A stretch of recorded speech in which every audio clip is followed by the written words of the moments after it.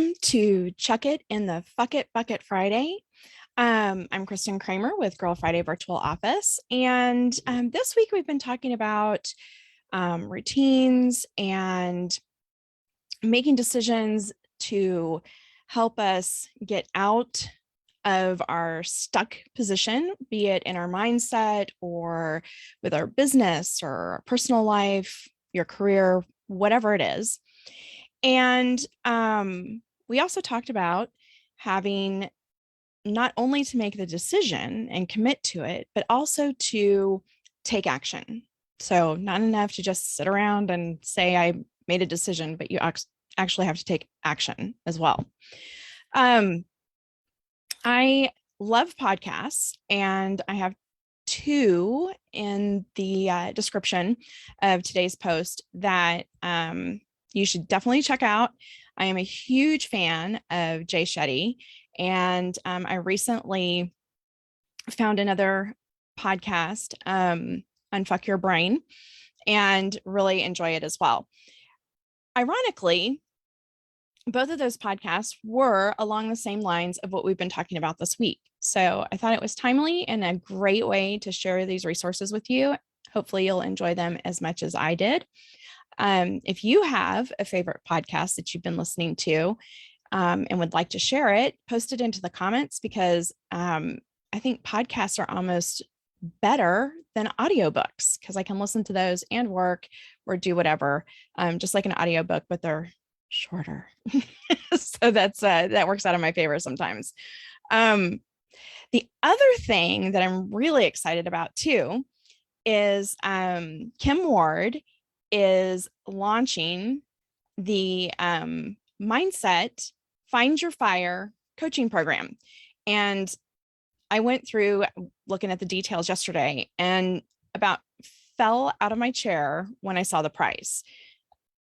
I mean, she is amazing and has really helped me in the last several months. We've been working together. And one thing that she helped me overcome is the hurdle and the sheer terror of doing these live videos.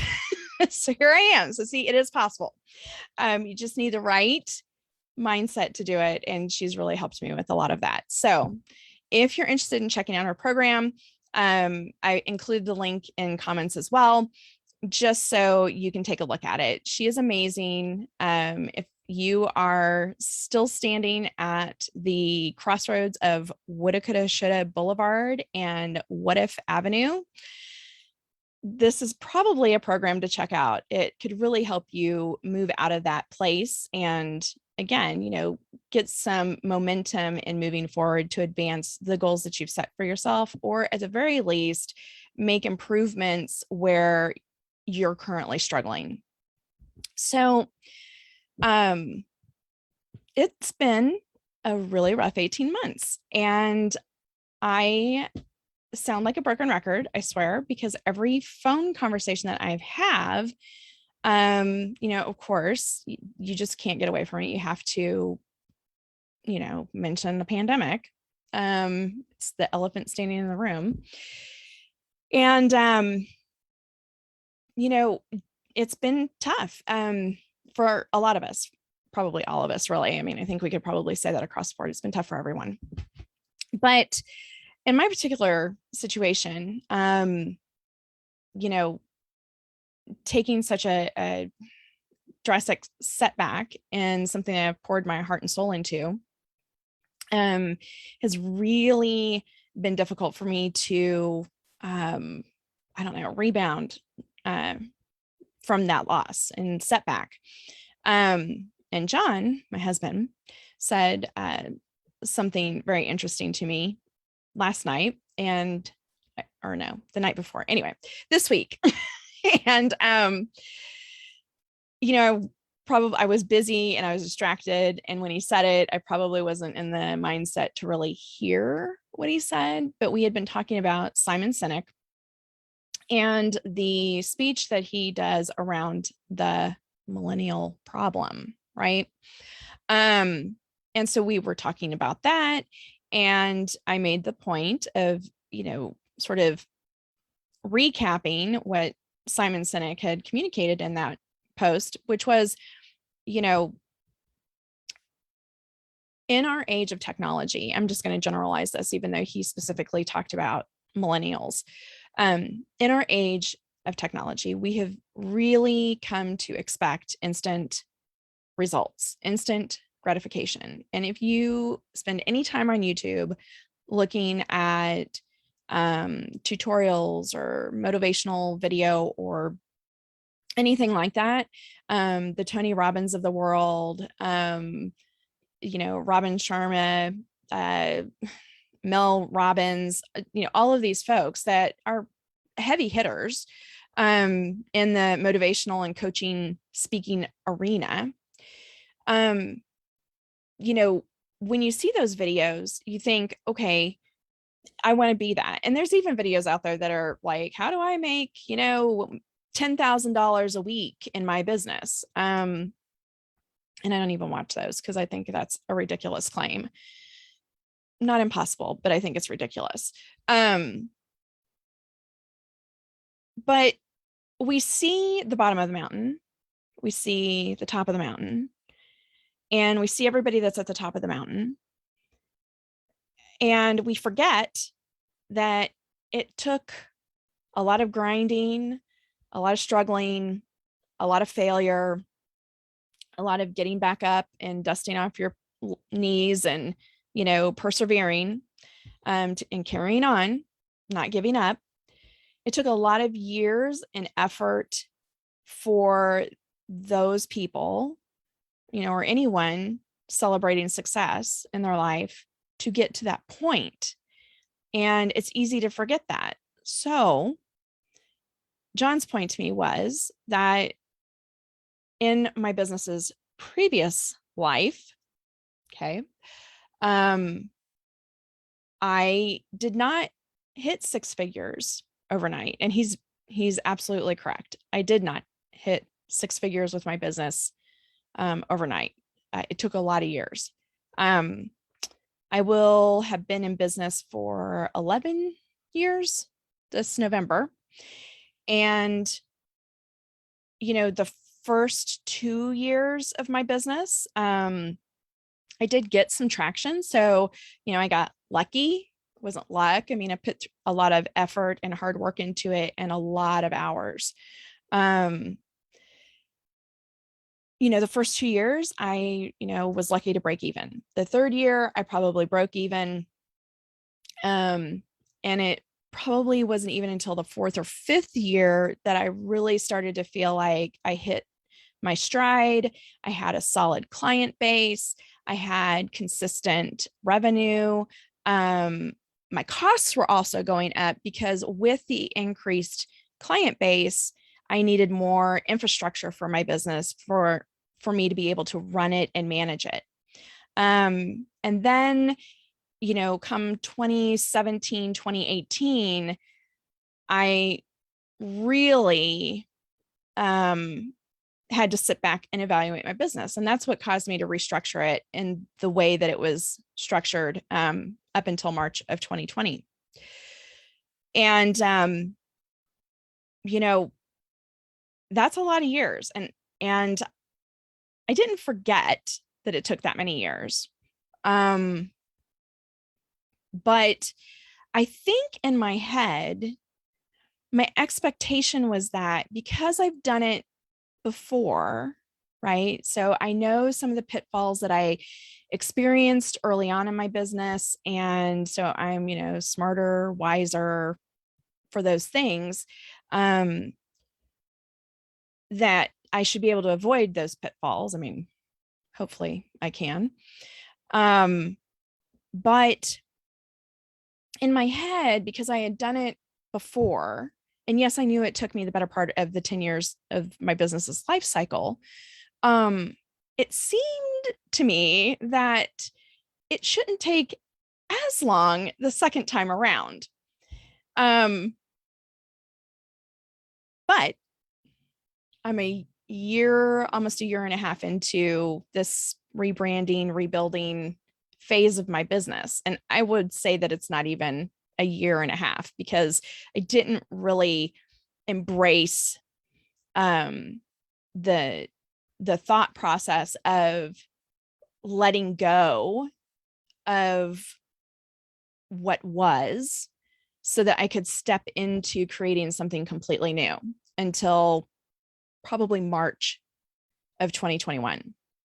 So, I mean, still a lot of months this year, don't get me wrong, but I held on to what was, and what I had lost, white knuckled and just gripping as tight as I could with both fists, kicking and screaming the whole way, because I just didn't want to let it go and give up on it. But the reality is that, one, the environment that we're operating in today is, I mean, technology wise, it's much different than it was when I first started my business. But the things that we're going through as a human race today and over the last year and a half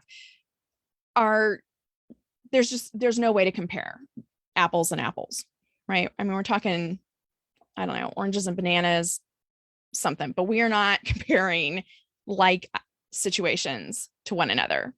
This huge anomaly for businesses. I don't know how we'll all, and especially those in the corporate sector, I don't know how forecasting is going to be with this enormous anomaly sitting here for almost 2 years now. But the thing is that I had to embrace letting go of what was, so I could step into the possibility of creating something new. And also understanding that it didn't mean that Girl Friday Virtual Office had to, just be put to rest. I built a great company. A lot of people, I think, benefit by what we provide, and I love the business that I built, and it's still very viable into the future.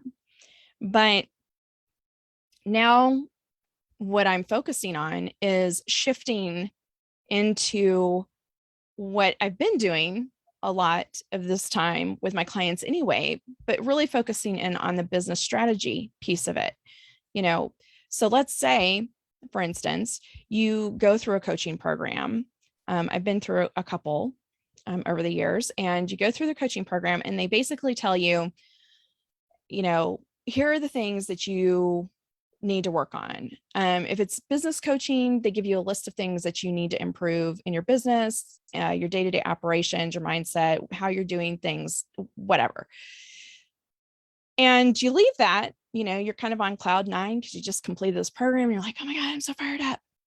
Well, eventually that will wear off, because you have this list of things that you need to implement, but no one has given you the instructions on how to make that happen.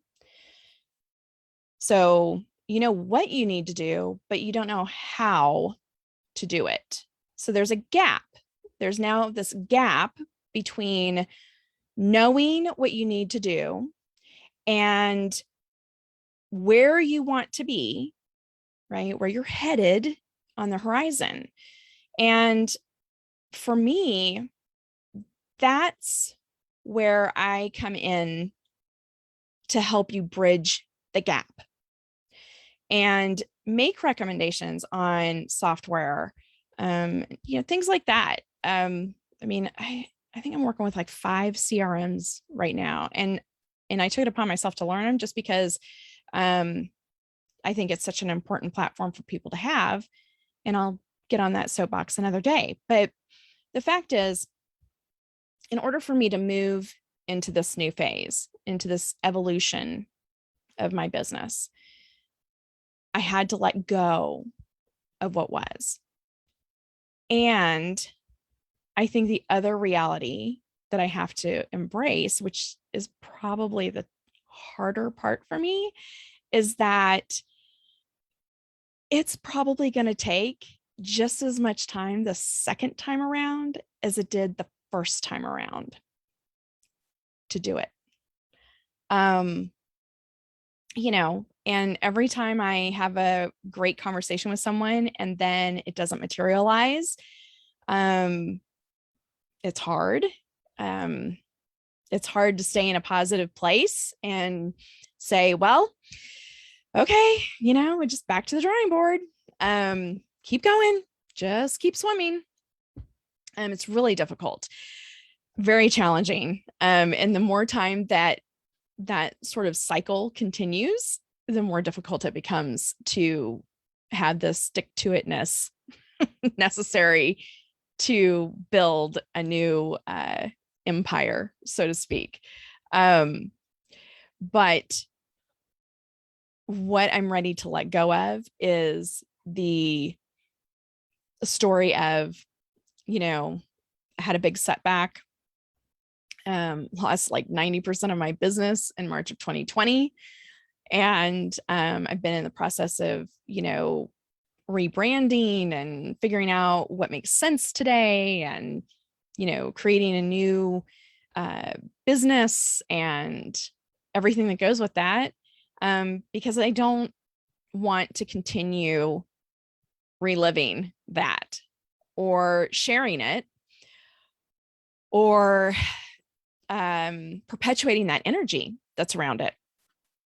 So today, officially, I'm letting go of that story and committing to myself to move forward in a different direction and start executing and implementing the programs that I've got on paper.